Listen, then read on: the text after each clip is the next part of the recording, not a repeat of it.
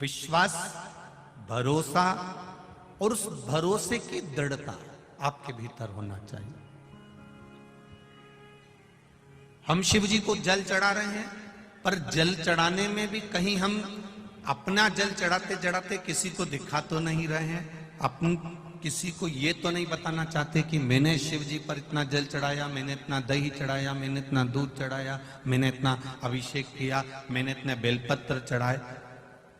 शिव महापुराण की कथा यहां तक कहती है, आप अगर 1.25 लाख बेलपत्र शंकर को समर्पित कर रहे हो, आप 1.25 लाख कमल के पुष्प शंकर जी को समर्पित कर रहे हो, तो शिव महापुराण की कथा कहती है कि एक शंकर जी पे चढ़ा हुआ बेलपत्र ही उठाकर धोकर अगर आपने शंकर जी को चढ़ा दिया तो वो 1.25 लाख बेलपत्र के बराबर हो जाता है।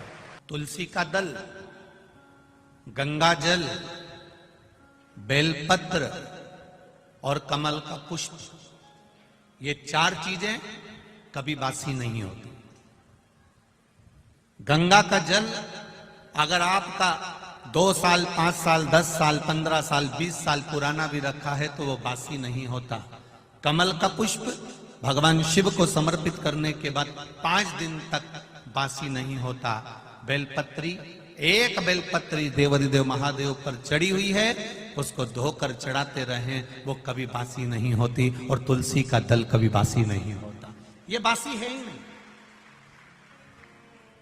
भागवत, रामायण, गीता, शिव पुराण, भगवान का भजन, कीर्तन, स्मरण, मंत्र जाप, आपके गुरु ने जो आपको जाप दिया है, आपके गुरु ने जो शब्द दिया है, आपने जो भगवान का नाम पकड़ कर रखा है, भजन पकड़ कर रखा है, ये कभी बासी नहीं होता। आप जब गाओगे तब वो ताजा, उसमें बासीता नहीं।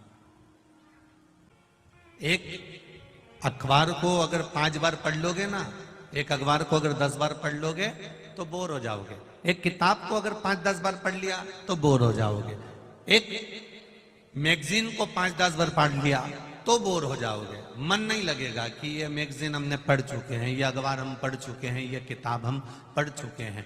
पर एक शिव महापुराण को आप हजारों वर्षों से श्रवण करते करते आ रहे हो, भागवत जी को 5200 वर्ष से सुनते हुए आ रहे हो, रामचरितमानस को जीवन आप लोगों का निकल गया, सुनते सुनते दादा परदादा अपनी जिंदगी निकाल लिए, पर आज तक उसको पढ़ते पढ़ते, आज तक उसको सुनते सुनते ये कभी ऐसा मन में भाव उत्पन्न नहीं हुआ कि अब मेरा सुनने का मन नहीं करता, अब मेरा पढ़ने का मन नहीं करता। इसको जितना सुनो, जितना पढ़ो, जितना धारण करो, ये उतना उभर कर हमारे सामने आता है।